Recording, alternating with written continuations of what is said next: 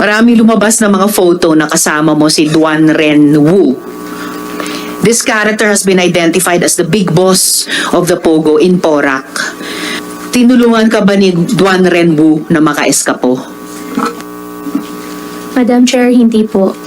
Ang balita ko may sinabihan ka na umalis ka sa pamamagitan ng hindi boat lang, isang yate. Tama po ba yon?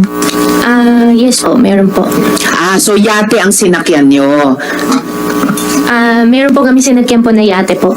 Ang tanong ni SP Pro Tem, sinong may-ari ng yate? At yon, at saan galing saan yung sinakyan yung yate? Ano yung naging ruta nyo? Sen, yung yate po, kung sino po yung may-ari ng yate po, hindi ko po talaga alam. Attorney David, you better tell your client to tell the truth. Sen, kung isusulat ko po, okay lang po ba na hindi nyo po i-discuss po sa public? Miss Alice, please do not tell the senators what to do with the information. Sinong may-ari at facilitator sa yate? At sabihin mo sa amin saan ka sumakay. Sen, gustong-gusto ko po talaga i-discuss. Pero natatakot po ako Gusto mo pala, di i-discuss po sabihin sa mo sa amin. Nakakapikong ka na, ha? Nakakagigil ka na. Kailangan magtutulungan tayo dito dahil bansa natin ang nakataya dito. Hindi lang si Alice Go. Alice Go, kayang-kaya kang protektahan ng PNP. Hindi ka mamamatay dyan. Kaya mag-cooperate ka naman sana para sa Pilipinas. Gumanda naman sana ang Pilipinas. Nayari yung mga sindikato na yan. Tumulong ka. Yung yate, ano bang markings nung yate na sinakyan nyo, Miss Alice? Alam ko lang po kulay puti, kung di po ako nagkakamali. Pero wala po akong makitang number. O, anong numbers nakita mo dun sa yating puti na may wings? Actually, naka-cover po kami, kaya wala po akong nakitang number po. Pero alam ko po yate. Wala kang nakitang number, may letters ba sa yate? Meron parang sticker po na wings po, na design lang po. Ano yung naka-cover kayo? Ano yun? May cup po, tapos kahit gabi po, meron po kaming sunglass po. Ano? Gabi? Tapos naka-sunglasses kayo? Bakit ganon? So, nung gabing yon, saang port kayo umalis? Sakay ang yate? That was the previous question. Opo. Yes, SP Pro Tem. Saang port kayo umalis? Yung port po, hindi ko po alam yung exact, pero Manila po. Hindi ko alam kung south or north o saan po. Basta alam ko po Manila. What do you mean po. Manila? So, sa Metro isang Manila? port sa Manila. Opo. Metro Manila or Metro Manila po. Metro Manila? This is absolutely in contrast with the statements made by Ms. Sheila Go that they traveled from Banban for 5 hours, Madam Chair, south of Luzon, and now itong si Gua Huaping is saying that they took that white boat here in Manila, Madam Chair. Just to put on record. Unang-una, pakisulat na sa papel yung may-ari ng yate at yung facilitator sa yacht ride nyo. Pangalawa, ikwento mo yung naging biyahe nyo at ruta mula sa Manila sakay sa yate. Madam Chair, alam ko yung nararamdaman ng aking mga colleagues. That's why I'm inclined to withdraw my motion. Pero ang sa akin lang, andito na si Sheila Go. Kung sige tayo insist na he has to divulge that information openly, in open hearing, hindi talaga siya, magmamatigas siya. Whereas kung mag-executive session tayo, ibibigay niya for our own consumption, at least may ma-extract tayo information at magagamit natin somehow, Madam Chair. Sayang din yung informasyon na yun pag hindi natin makuha. Magmamatigas yan, wala tayong magawa. Hindi ba natin yan pwedeng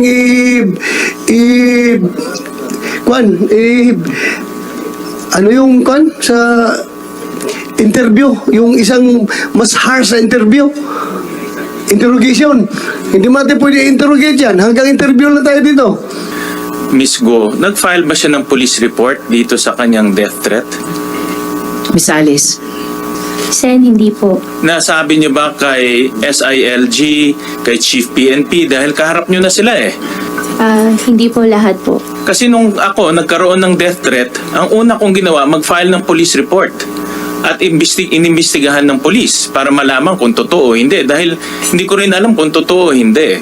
Pero sa inyo, sinasabi niyo may death threat kayo, Pero wala naman kayong ginawa. Sinasabi nyo lang may death threat kayo. Paano ngayon may imbestigahan ng kapulisan, ng NBI, kung legitimate yung death threat nyo o gawa-gawa nyo lang? Kasi sa mata namin ngayon, gawa-gawa nyo lang to para hindi kayo sumagot. Sam, di po ako gumagawa po ng kwento. Totoo po. Hindi po yan ang tanong ni Sen. Sherwin. Tinatanong niya kung nakatanggap talaga kayo ng death threat noon, bakit hindi nyo ipinormal sa isang police report? Natatakot po kasi ako sa safety ko po, Sen. Kaya, opo. Kami rin, natatakot rin kami sa safety namin, but we have to trust our enforcers at one point. Dahil dapat maimbestigahan yan. Pero parang ginagamit mo lang tong death threat para hindi ka sumagot eh.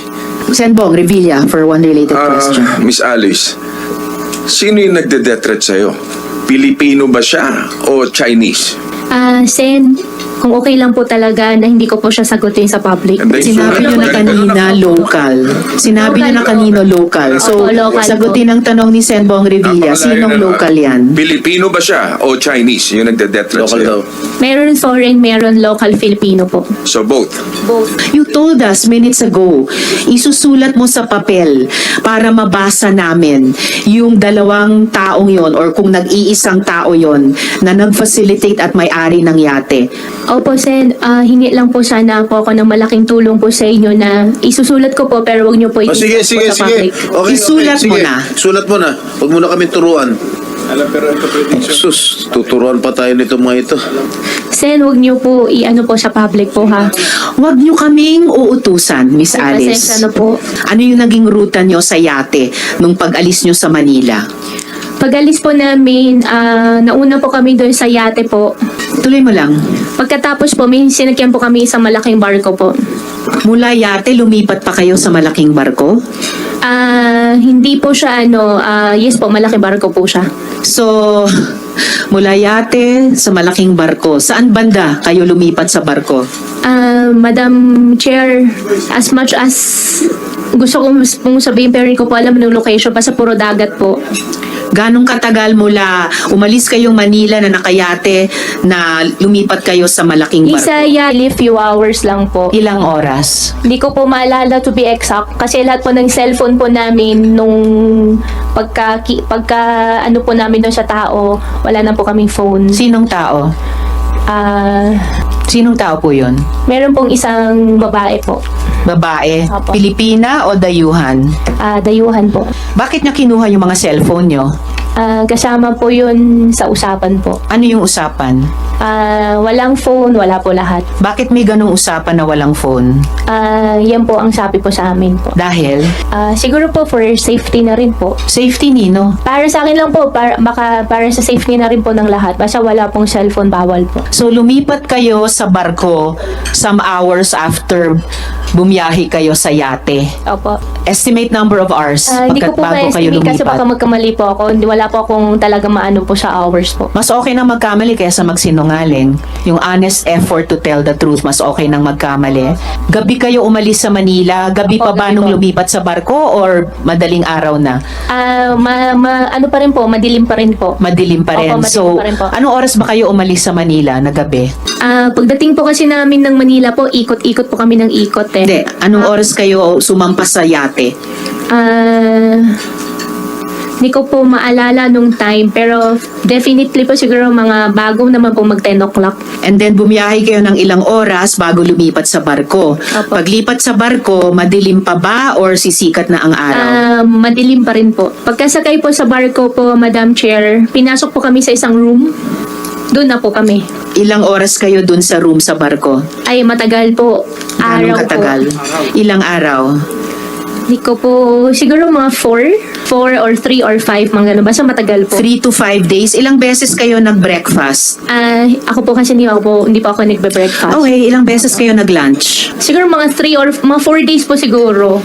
Mga 4 times kasi kayo nag-lunch. Sa mga 4 days kayo doon. Actually, nung nakasakay na po kami sa malaking barko, sa totoo lang, kung pwede lang atras na rin ako nun. Nakakatakot. Bakit ka aatrasan na? Parang nakakatakot po talaga. Ano yung inaatrasan mo? Na Sana. gusto ko na pong umuwi, gusto ko na bumalik. So, ba't hindi mo ginawa? Yung nga po nagkamali din po ako talaga dun. Yung kwartong iyon may bintana ba? Wala po siyang bintana. Parang lang, Meron o wala? wala po siyang, kasi pag bintana po yung nabubuksan po, diba? Hindi, bintana na nakakakita kayo sa labas. Meron po siya isang maliit, meron po. Okay, so anong nakikita niyo dun sa isang maliit na bintana? Wala po kami nakikita po, Madam Chair. Pero nakikita niyong sumisikat ang araw, lumulubog ang araw, Opo. maaring sumisikat ang buwan tapos nawawala. Wala pong ganun eh. Anong meron? Nasa site lang po siya. Kahit na, sa side makikita mo yung langit kung lumiliwanag, dumidilim. Nakikita niyo yung pagbago ng oras sa bawat araw. To be exact po, Madam Chair, hindi ko na rin po napapansin po. So, basta sabi mo mga 4 na araw. Paglabas nyo sa deck, sa barko, nasaan na kayo?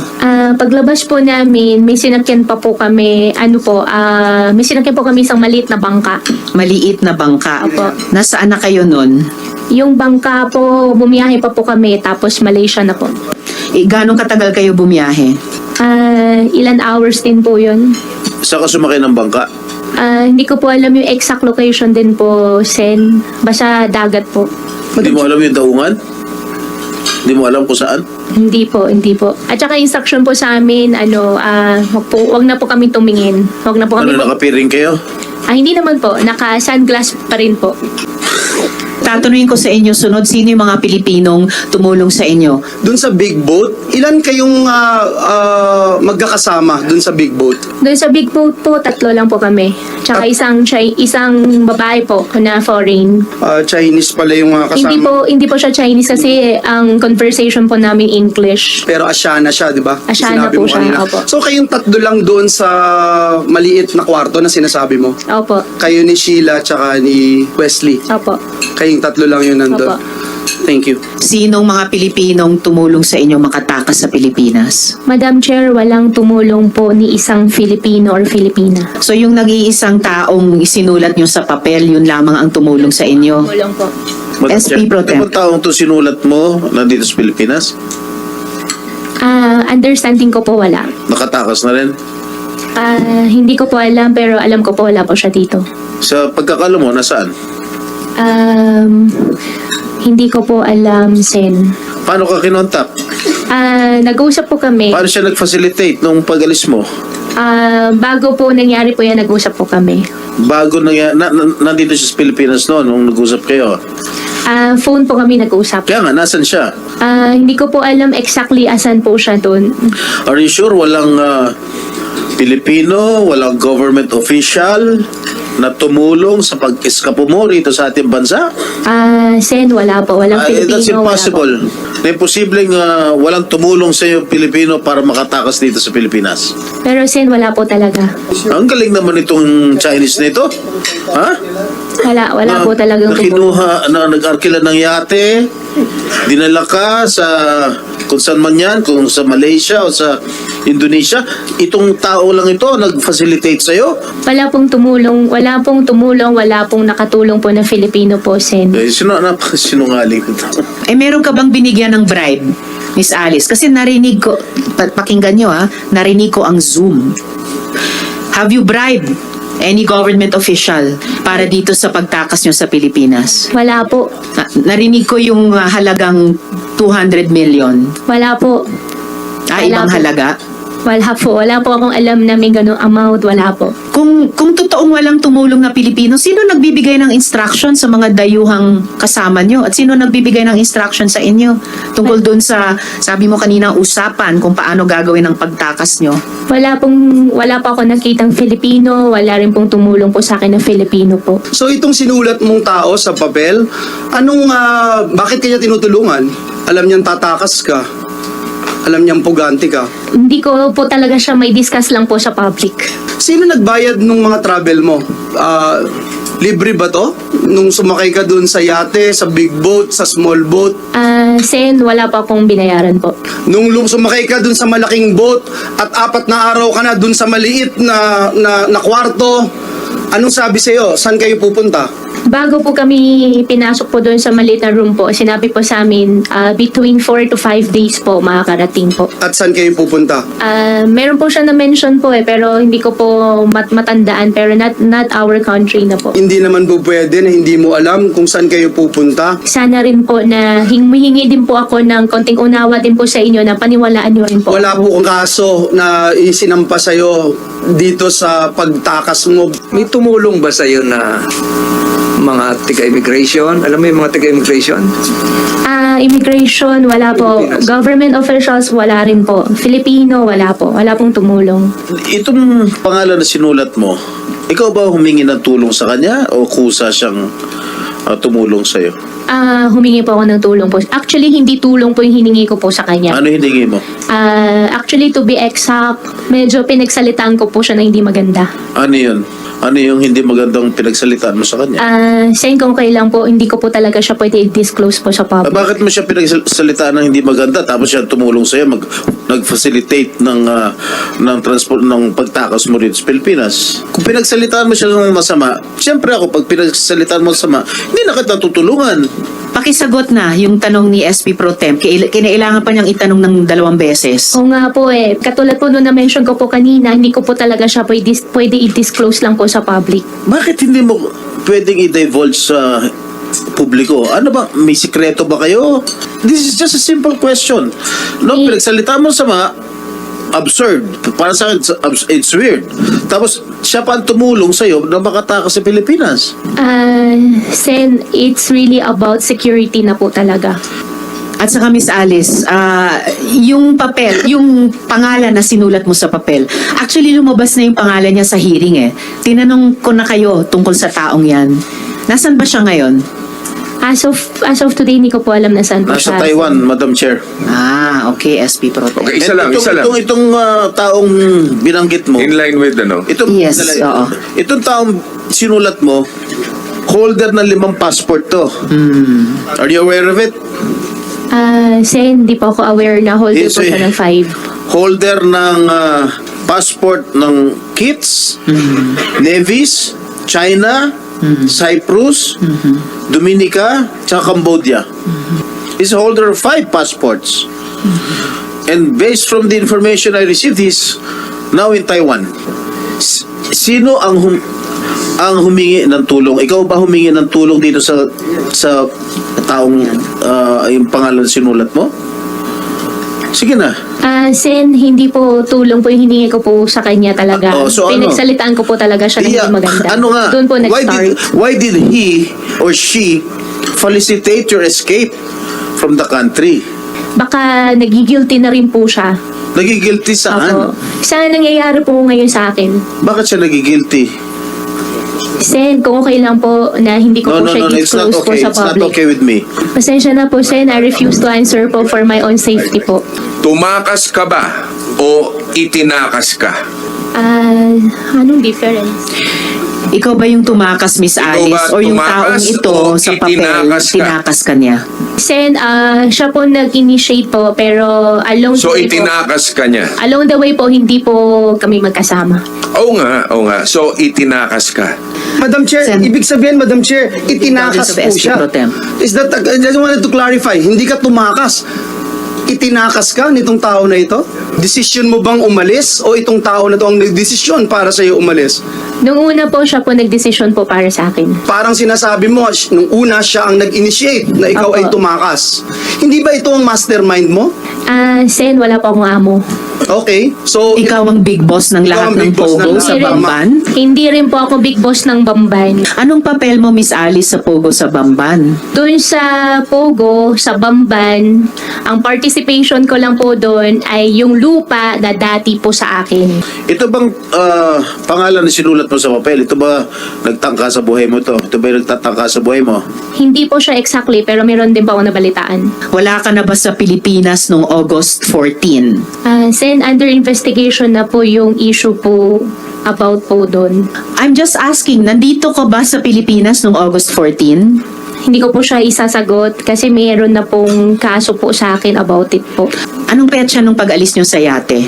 To be exact, hindi ko po alam yung anong date po talaga, pero Anong July buwan? po yun. So, before August 14, umalis kayo sa yate. Tama? Tama. July comes before August. Opo, July po kami sumakay sa yate po. Right. Okay.